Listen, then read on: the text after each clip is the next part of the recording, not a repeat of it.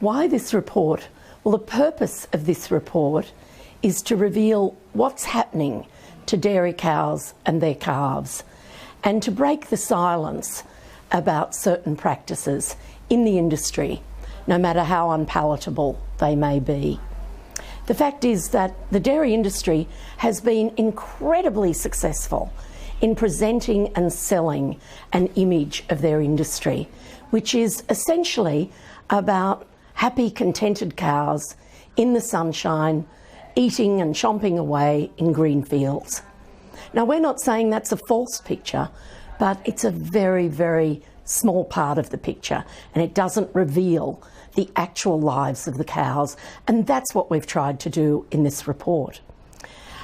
The industry has been able to pretty much sell the industry on the basis of several points. The first one is that dairy is essential for human health. The second one is that dairy cows actually need to be milked for their health and welfare.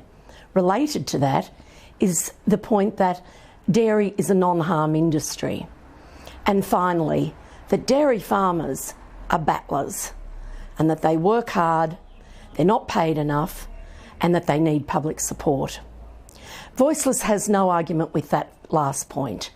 In fact, we have been very careful in our thinking about this report, in the knowledge that it may be to the detriment of dairy farmers. But the fact is the industry has been successful in presenting those first 3 points as facts, and so in a sense has escaped the scrutiny of other animal-based industries and has flown under the radar. And what you won't see in the beautiful publicity for Australian dairy are undernourished cows with very little muscle and huge pendulous udders. A cow that has been purpose-bred for high milk production and a large udder, and a cow who never gets to raise her calf. So we believe it's time that the real facts of dairy were made available to the Australian consumer, and at the same time that Voiceless is able to present some alternative scenarios to the one being enacted at the moment, which is based on high volume. It's important to know that the modern dairy cow has been purpose-bred for a big udder and to maximise milk production.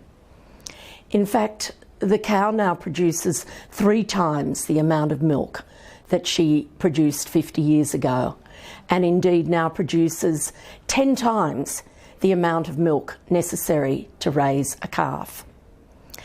This puts a great strain on the body of the cow, so much so that many dairy cows suffer from undernourishment and metabolic disorders. The strain that the cow is under also puts her body under stress and makes it more vulnerable for bacterial and viral diseases. So the first welfare concern is the fact that, in a sense, the cow is simply overworked. The dairy expert John Webster has said that for many cows it's actually not possible for them to have enough hours in the day to eat what they need to eat, to look after their own nutritional needs, plus produce the volume of milk that's required of them. So this leads to a number of welfare issues. But before we go on to those, it's important to know how the cow gets to produce milk in the first place. It's not natural for an animal to be continuously producing milk. The cow, like all mammals, including ourselves, can only produce milk after she's given birth to a calf. So this means for the dairy cow that she must have a calf around every 13 months. This is a huge requirement on her body, but more importantly, it means that the cow and the calf have to be separated, usually within 12 hours of birth, because the calf is not required. It's simply there to initiate the physiological function of milking.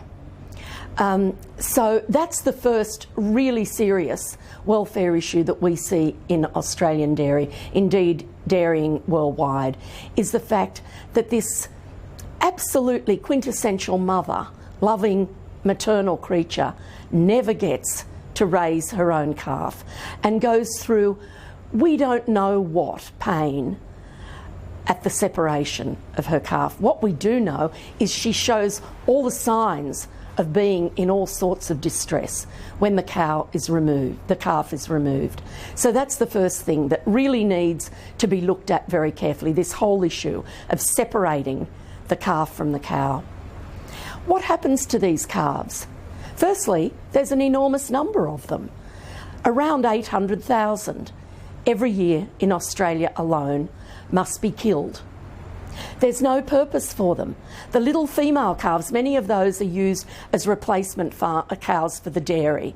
But the little boy calves, known as bobby calves, and the females that have been produced by a bull rather than artificial insemination, and therefore their genetic history can't be guaranteed and certified, they are essentially a waste product of the industry.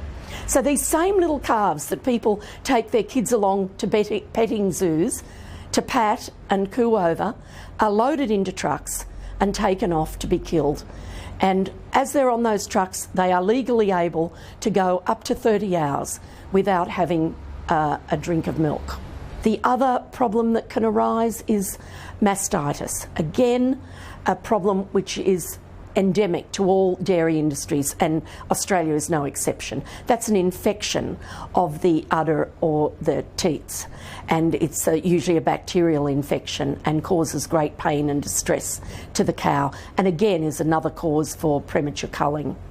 The other welfare issues that we discuss are the disbudding and dehorning of cows, very, very painful procedure that can have long-term consequences, and the tail docking, which, while it's not encouraged or even supported by the dairy industries now, is still practiced by around 18% of farmers.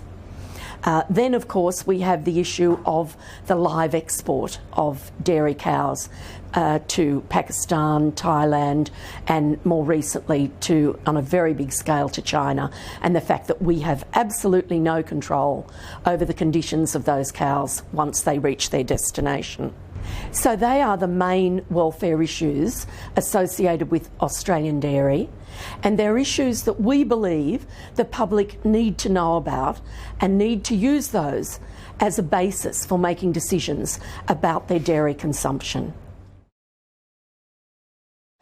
Well, the first thing, and probably the most important, is not to turn away. It's really hard for all of us to face up to what's happening to animals, and it's really unpleasant and it's really painful. And it's easy to turn away. So the first thing I would say to people is please read the report. Don't take the easy way out. Look at it in the face, because it's only when we do that that we're spurred on to take some action.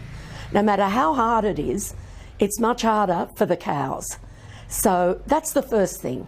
Look at it in the face, look at the facts, and then make a judgment. Following that, it could be to ask dairy producers some questions. What do you do with your baby calves? How long do they stay with their mothers? What happens to them at the end of that period?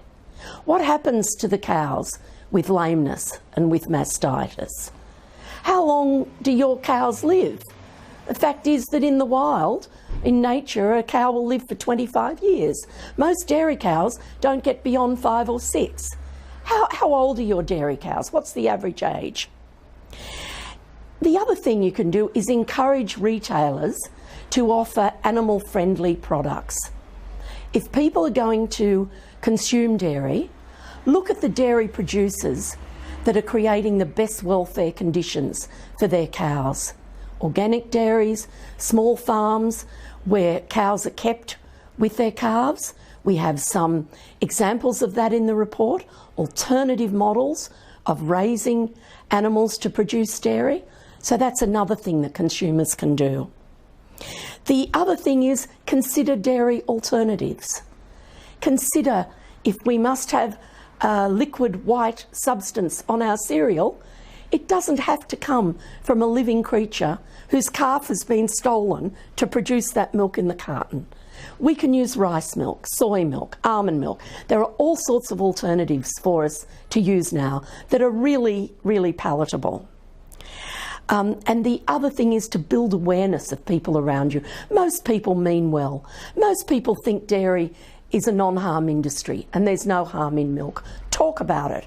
Raise the issues with them. And write to your local MP. Now that we're having more rationalisation in the dairy industry, there will be more buyers coming in and buying up the family farm. Ask your MP, what do they know about what's happening in their electorate? What are the welfare conditions on those farms? Who's guaranteeing welfare conditions for those animals? So they're just some of the things that people can do. But above all, read the report, understand it, and talk about it, and then make some decisions based on that.